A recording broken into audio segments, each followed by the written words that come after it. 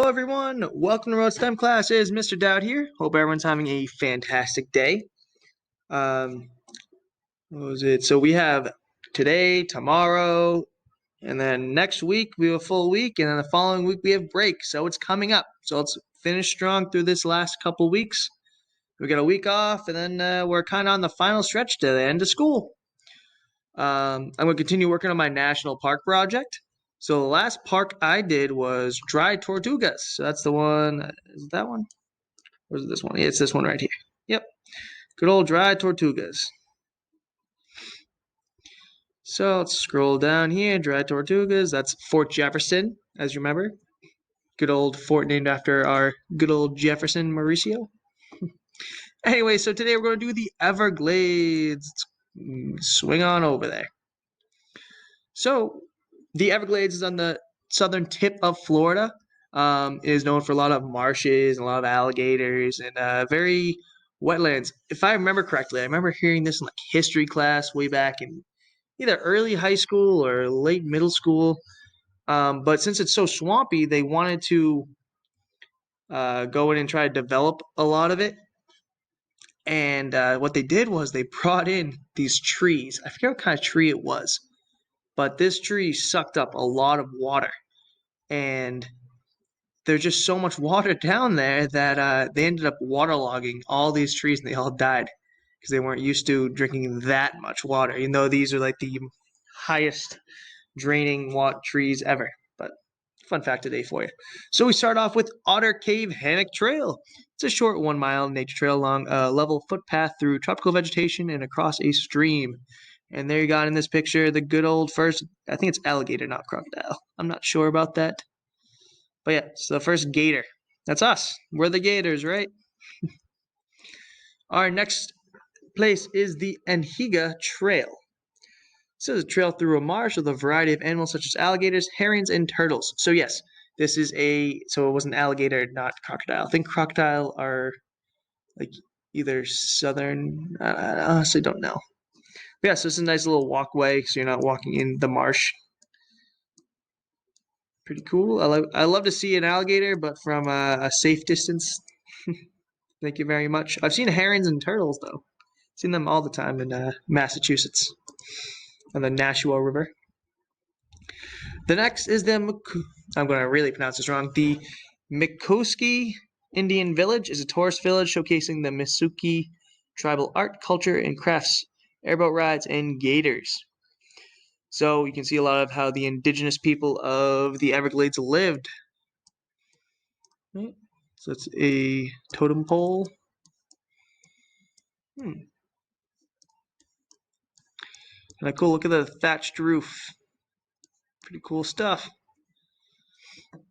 Oh, love to see. I've never taken an airboat ride, but they look really cool. So what this is an airboat. So this has a big fan on the back, and it just flies. But the good thing is since like a lot of motorboats, the engine's in the water, right? With the propeller that looks kind of like this airboat or this fan. The good thing about this is there's nothing under the water, so you don't get it all tangled up on leaves and roots and animals and rocks. So it's a lot easier to go through these marshy areas where you can potentially break your engine easily. Next on our list is Shark Valley Visitor Center. You know, it's our favorites. So it's just a it's a visitor center where they do tours out of. That's all you need to know.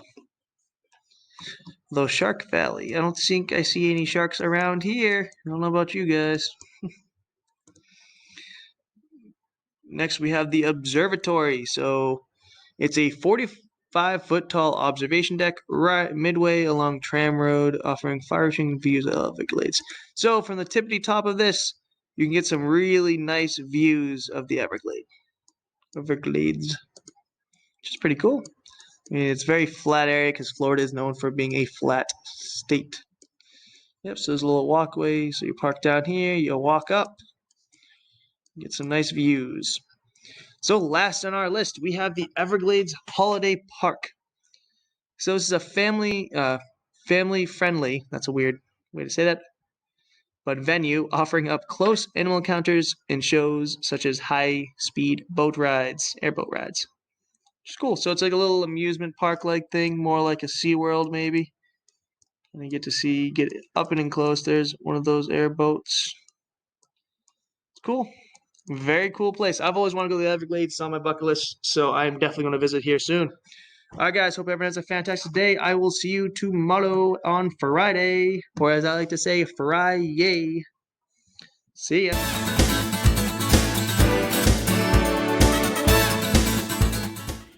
Hello. Today I'm making a Mexican black bean soup.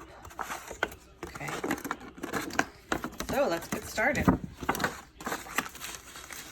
What do I have here? I have diced tomatoes, diced onion, some tomato paste, some water, and there's no meat in this soup, so you're going to get your protein from your beans, black beans, which are right here.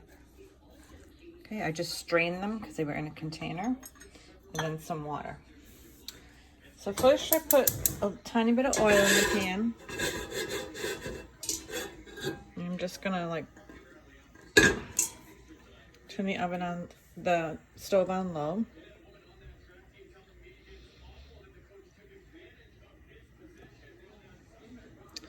I'm going to put the onions in.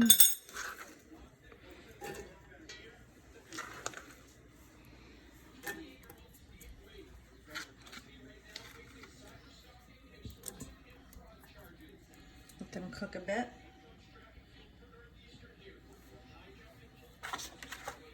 So let's see.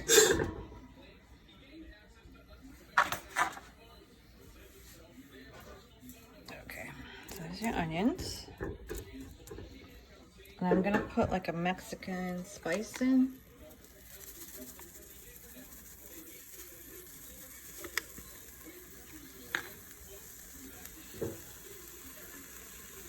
And some tomatoes.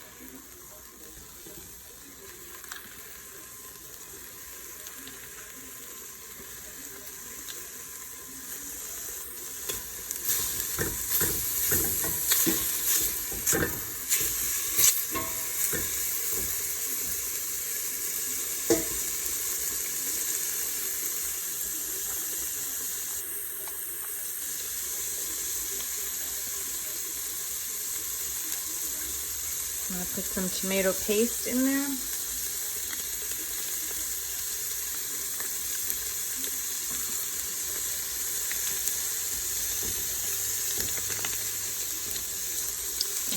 some Texas Mexican paste, which is like a dark spicy liquid.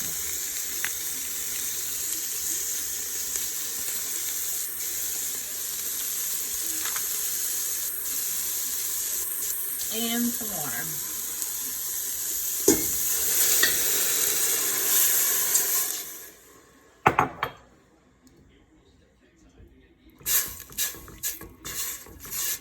Alright, so I'm going to stir that up.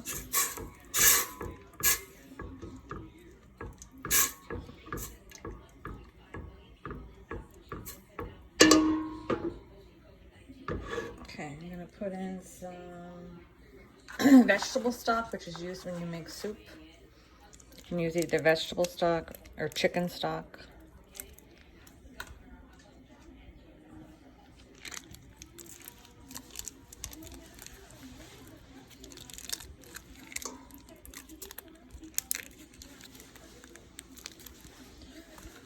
And some of these black beans. Now remember, there's no meat in here. So the protein comes from the black beans. And some people that don't eat meat, vegetarians, would like soup like this because it doesn't have meat, but they can still get their protein from the beans. Okay. Now it also calls for a little tiny bit of the juice that the black beans were in. So I'm just going to put a tiny bit just for the flavor.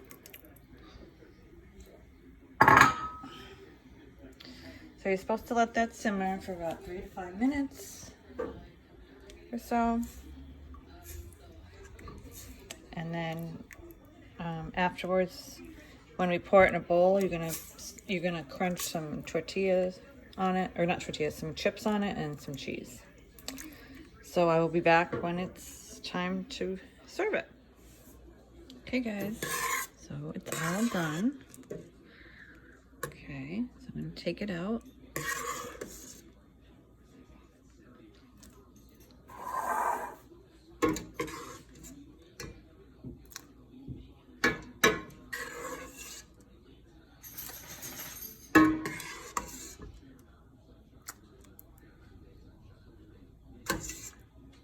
Okay, so you see the black beans that are in there.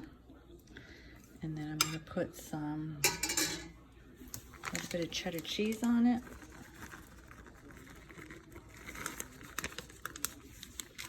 And a little bit of this, like, it's kind of like a sour cream, but it's a red pepper sour cream. And then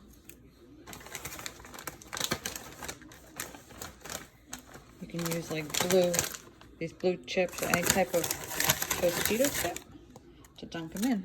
See, like that. Or you can crunch them up, put them all around.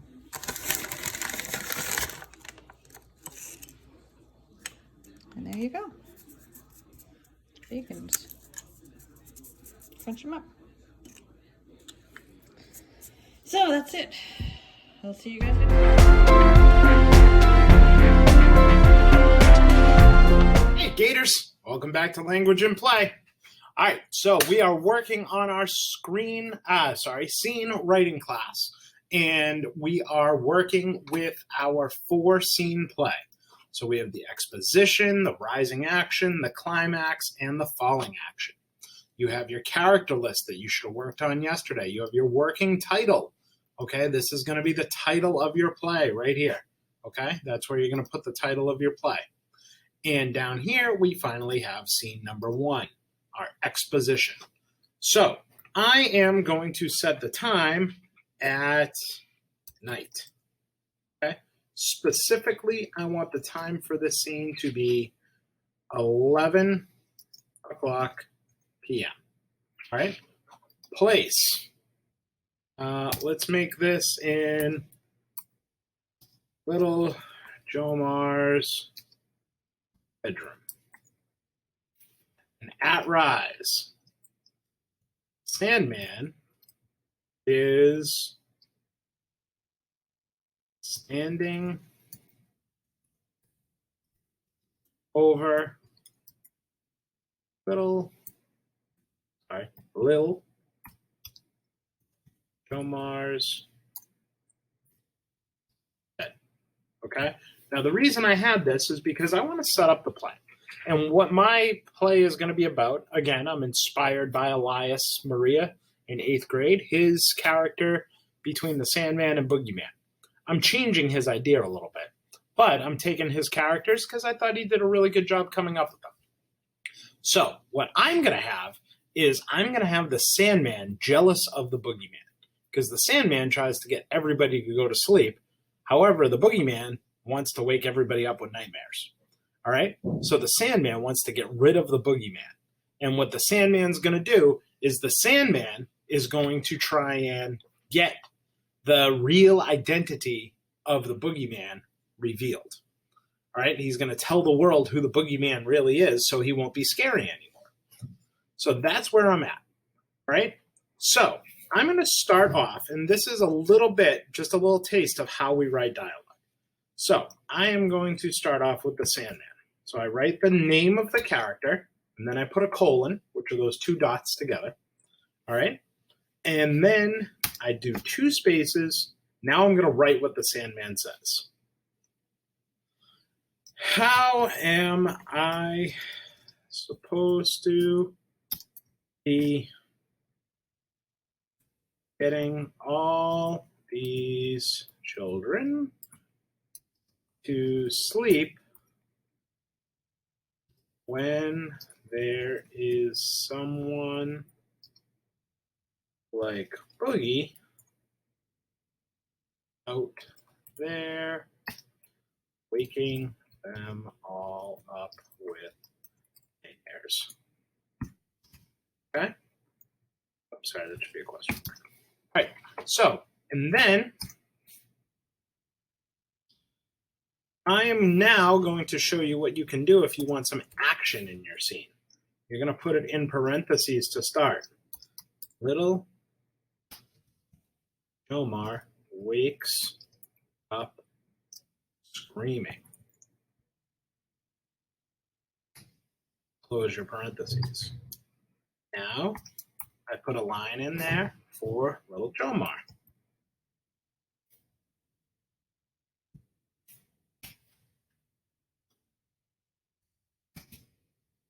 Get off me!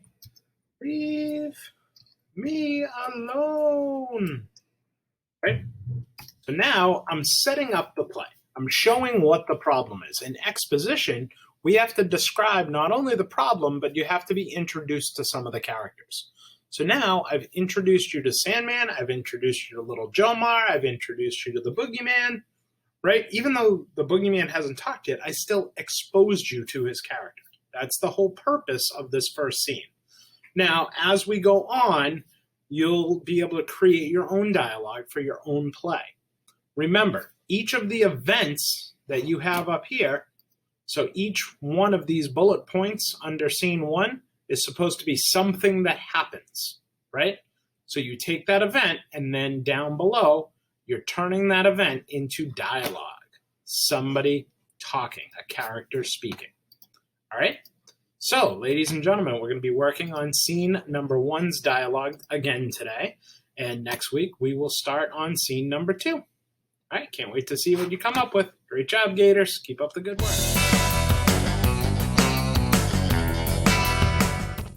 Hey guys, I hope you're not getting tired of drawing hands. There's so many different ways to draw hands that I thought we would try another way where we're going to make it look like a hand is holding on to an object.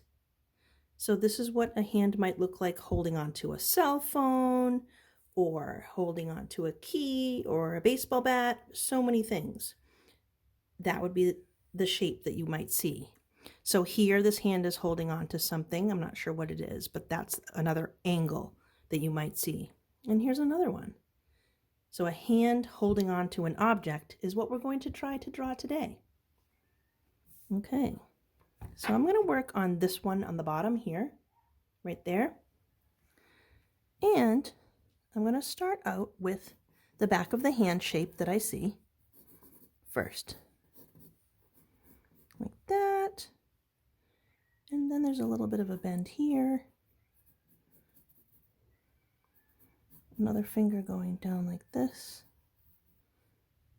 And then a little bit shorter over here. The fingers are bent, so I don't really see the tips of the fingers. I'm just seeing the first part of the fingers that are attached to the main part of the hand. And then I have a little pinky over here that kind of disappears in the back. And then maybe I'll draw like whatever that is that this drawing shows in the hand. Something. It could be really anything that you want it to be. But I'm just going to make it be like similar to what is in the reference that I'm looking at to draw it. Okay, and then don't forget that thumb. So the thumb is kind of over here doing its own thing. So the person has a nice grip on whatever this object is. Okay, so we have our thumb. And I'm just going to kind of change this a little bit and maybe make a little part of the wrist over here. You guys are going to be masters at drawing hands after this week. But like I said before, I'm so excited for the artwork that's been coming in. The hand drawings that I've seen are amazing. You guys are doing awesome. So excited. So I'm just kind of erasing some of the first guideline drawing lines that I made and going back and just kind of adding just something a little different to indicate where the knuckles of the fingers are. And I can erase some other lines too that I needed at the beginning, but I don't really need them now. There, so we have a hand that appears to be grasping some kind of an object.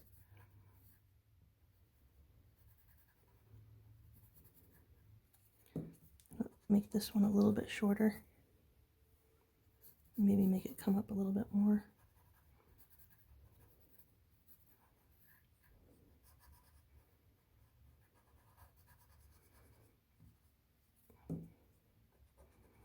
All right, so we have a hand that appears to be grasping some kind of an object. And I'm just going to make just a little bit of shadow on this side. That also helps to create the illusion of a bend right here when you make a little bit of a shadow. And you can see that a little bit of a darker value or some shading here, but not on the top of the hand. So creating the illusion of some light, maybe the light is hitting the top of the hand and the rest of the fingers are in shadow. Just a little, kind of makes it look a little bit realistic. Just a little shading, some darker values here and there. Helps to give that sense of form, that there's some form to this hand and it's not flat. All right. So I think I'm going to keep it just like this. And I can't wait to see what you guys come up with your hand drawing. A hand that is holding on to some kind of an object. Good luck, guys.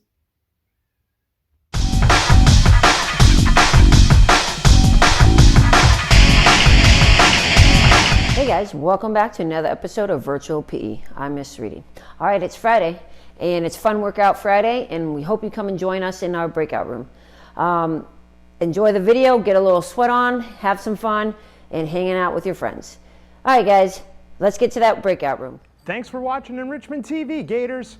Remember, work hard, be nice, and we'll see you tomorrow.